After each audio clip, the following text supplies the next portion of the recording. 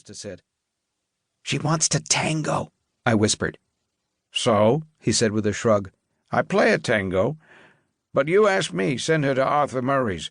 They've got a $1.50 a week special offer going." Lou was 80 years old, the regular piano player at the Mozambique Lounge in Glendale. I'd met him a couple of weeks earlier on a case. Lou was a stringy guy with a bad dye job on his hair and mustache. He looked a little like Clifton Webb probably would in 30 years.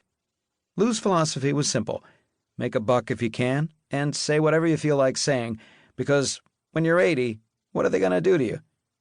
I could tell Lou what Fingers in Talia was capable of doing.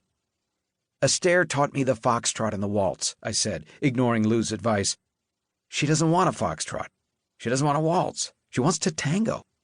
How do you tango?" Lou looked up at me and shrugged his bony shoulders. His red suspenders tightened, and so did his lips. I looked across the room at Luna, who put down her glass of water and looked at her gaudy gold wristwatch. "I don't know from tango. Fake it," Lou said. "Fake it? You played with Isham Jones, Paul Whiteman, Claude Thornbill, and you don't know how to tango?" "I know how to play tangos," he said. "Who looks closer to feet?" "Any suggestions?" "Tap," he said. "Easier to fake. I play something bouncy and you fake it. Like Cagney. I played a couple of times for Cagney. He made it up as he went along. Lots of confidence. A good smile and moving all over the place." "That's it?" "All I can give you," he said. "That and a 2-cent Woman's Day that was sitting here." He handed me the magazine. I folded it and stuck it in my back pocket. Luna was back in the middle of the dance floor. My 2 minutes were up. "Play fast and loud," I whispered, patting the piano and heading back to my student. "Put on the tap shoes," I said brightly. "I want the tango," she said. "Arthur wants me to learn the tango. None of us wants to disappoint Arthur. Not you, not me, not ever." "Mr. Astaire specifically said that before he gives you the next lesson, I should teach you a short tap routine he showed me," I improvised. "He wants to dance it with you." "Really?" she said, showing impossibly perfect white teeth. Would I lie to a friend of Mr. Forbes? "It would be unwise," she said, and headed for her tap shoes. I turned to Lou for long-distance suggestions. He had none, but his fingers began to hit the keys.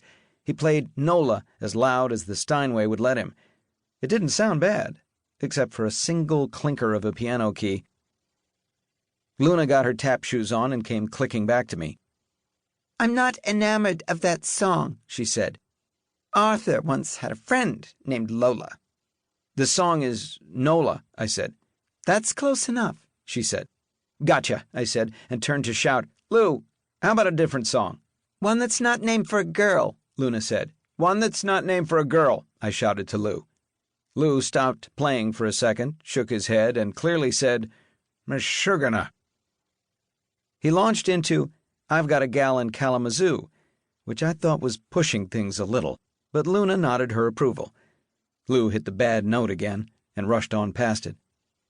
"Okay," I said over the music. "You pick up the beat and do a left foot double heel and toe, followed by a right foot heel and toe, and then a shuffle and a turn. Got that?" I didn't know what the hell I was talking about, but Luna nodded with a slightly puzzled look on her determined, pretty face and said, "I think so. Show me." "Didn't bring my tap shoes," I said apologetically. "Wore right through the taps. They're being resold at a place over on—" "Show me," she said with a smile I did not like. It was my turn to nod. My first problem was that I couldn't find the beat, though I heard Lou hitting it hard. Something is wrong with the spring inside me. By the time I hear the beat, it's long gone. My former wife, Anne, tried to teach me to dance at least once a year and gave up each time in quiet, cold disbelief, certain that I wasn't trying hard enough. Even Fred Astaire hadn't been able to get through to me. I did my best to imagine I was Astaire, put on a happy face, and tried to remember what I had just told Luna. I plunged in. Heel toe, arms out, happy smile, shuffle, and turn. I almost fell on the turn, but I converted it to a bow in Luna's general direction. She had just witnessed the march of the wooden klutz.